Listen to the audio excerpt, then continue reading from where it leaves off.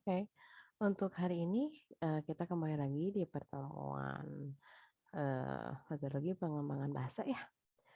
Oke, selamat pagi semuanya. Selamat menyimak materi yang akan saya sampaikan.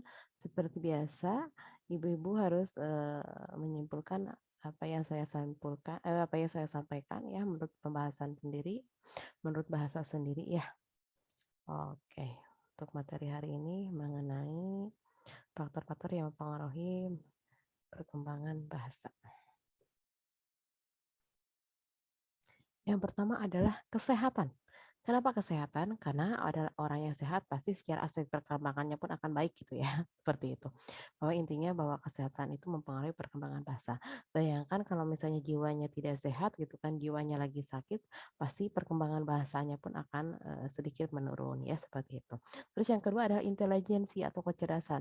Biasanya orang-orang yang punya intelijensi yang tinggi atau kecerdasan yang tinggi biasanya secara bahasanya pun akan baik, secara public speaking-nya pun akan baik dibandingkan dengan orang-orang yang mempunyai intelijensinya agak agak standar ke bawah gitu ya, agak menengah ke bawah gitu ya.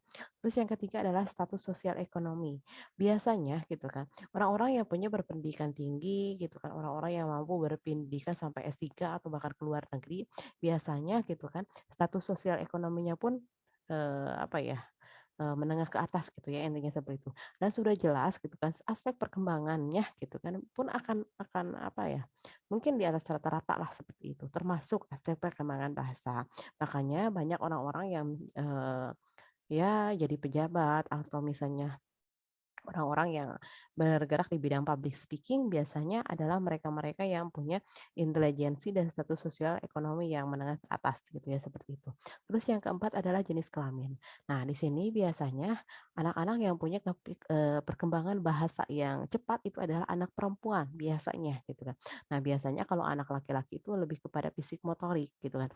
Makanya usia-usia 2 tahun ke atas, usia-usia 2 tahun, 5 tahun gitu kan anak perempuan itu cerewet gitu ya, banyak berbicara gitu kan. Nah, itu menunjukkan bahwa perkembangan secara bahasanya lebih cepat daripada anak laki-laki gitu ya, seperti itu. Hubungan keluarga. Nah, hubungan keluarga di sini adalah hubungan keluarga yang harmonis, yang baik, yang kondusif gitu kan. Makanya anaknya pun secara perkembangan bahasanya pun akan baik dibandingkan dengan orang tua yang secara mungkin bercerai atau orang tuanya bekerja ke luar negeri sehingga anaknya tidak tersentuh secara support system gitu kan sehingga aspek perkembangan bahasa dan aspek perkembangan yang lainnya pun agak agak terlambat dari anak-anak yang lainnya gitu kan. Nah, makanya hubungan keluarganya pun harus harus makanya hubungan keluarganya pun harus baik gitu ya. Terus selanjutnya adalah keinginan berkomunikasi. Anak ya biasanya yang pendiam itu adalah eh, yang pertama adalah tidak ada support system dari lingkungannya gitu untuk bisa diajak berkomunikasi atau diajak bercerita atau diajak untuk mengungkapkan sebuah pendapat gitu kan. Nah, ditambah lagi dengan keinginan dia gitu kan, keinginan si anak untuk ya malas untuk ngomong gitu. Ya kalau ditanya jawab, kalau nggak ditanya ya diam gitu kan. Nah, makanya keinginan berkomunikasi teh oleh orang-orang di sekitar anak itu harus harus dibangun gitu, harus digali gitu kan. Kalau misalnya anak pendiam, apalagi anak yang pendiam ya. Anak pendiam harus harus digali lagi gitu ya supaya lebih lebih lebih ceria berbahasanya gitu. Dorongan. Dorongan hampir sama ya Bu ya dengan tadi, bahwa kalau misalnya tidak ada dorongan dari yang berbicara atau dari yang diajak berbicara gitu kan, ya tadi Bu, gitu kan tidak ada keinginan untuk berkomunikasi ya. Terus yang ke-8 adalah ukuran keluarga. Biasanya ukuran keluarga yang apa ya, yang besar gitu ya, yang banyak gitu kan, biasanya, secara waktunya pun harus pilih-pilih gitu ya, dibandingkan dengan orang tua yang punya anaknya satu, punya anak yang 2, otomatis kan punya punya waktu yang banyak untuk mengajarkan banyak hal, termasuk dengan berbahasa gitu ya, seperti itu. Jadi usahakan untuk anak orang tua yang punya anak banyak itu harus ekstra dengan waktu gitu kan. Nah itu. Urutan kelahiran, biasanya urutan kelahiran anak yang pertama itu adalah anak yang punya waktu banyak dengan orang tua gitu kan. Dan dibandingkan dengan anak-anak yang sebelum lainnya gitu kan. Anak kedua, anak ketiga, otomatis kan itu harus berebut, wah ya waktunya harus berebut.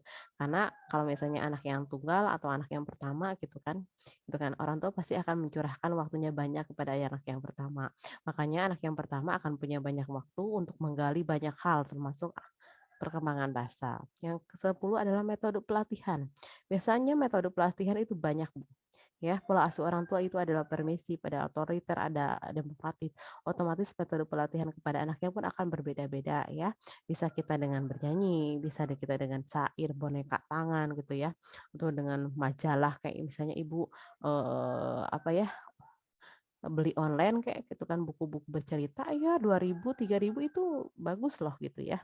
Jadi metode pelatihan kepada anak untuk bisa mengembangkan perkembangan bahasa pun banyak sekali gitu kan. Di depan TV pun kita diajak anak berbicara itu bisa dengan seperti itu, nggak harus dengan kita beli buku dengan majalah yang besar atau banyak, nggak harus ya. Kita ajak bernyanyi pun itu bisa mengembangkan potensi anak gitu. Kelahiran kembar. Nah, kelahiran kembar biasanya, kalau, aspek perkembangannya berjalan dengan beriringan gitu kan, itu bisa gitu kan. Tapi kalau misalnya aspek, anak kembarnya tapi ternyata anak yang satunya gitu kan, tidak bisa memahami atau tidak bisa mengimpali gitu ya, anak yang satunya itu kan akan terpengaruh juga gitu kan. Jadi bagaimana gitu kan, orang tua punya punya pemikiran bahwa ternyata anak kembar pun gitu kan secara bahasanya pun akan berbeda-beda perkembangannya gitu kan. Apalagi dengan anak yang berbeda orang tua gitu ya. Terus adalah hubungan dengan teman sebaya gitu kan. Nah, kalau hubungan dengan teman sebaya adalah hubungan dengan lingkungan biasanya. Di mana lingkungan itu bisa banyak mempengaruhi ya aspek perkembangan anak termasuk bahasa ya. Bahasa yang baik, bahasa yang kurang baik, bahasa terminal gitu kan, bahasa binatang gitu kan. Nah, jadi makanya kita sebagai orang tua harus bisa memilih ya lingkungan teman sebaya yang baik itu sih seperti apa. Kepribadian. Nah, biasanya kepribadian itu adalah tolak ukur, ya, anak baik atau tidak. Nah, biasanya seperti itu. Nah, kepribadiannya baik, otomatis kan secara bahasanya pun akan baik. Tapi kalau kepribadiannya kurang baik, bahasanya pun akan kurang baik. Seperti itu kurang lebih lah ya, seperti itu.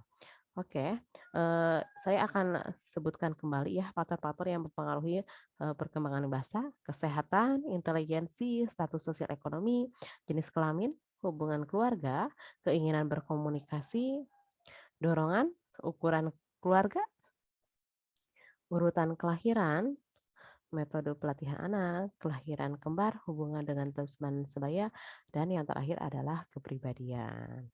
Oke, untuk rekan-rekan semuanya, untuk materi hari ini yaitu faktor perkembangan bahasa sudah selesai. Mangga bisa melanjutkan aktivitas selanjutnya dengan syarat ibu-ibu menyebutkan apa yang saya simpulkan ya dengan bahasa sendiri. Oke, selamat siang semuanya. Assalamualaikum warahmatullahi wabarakatuh.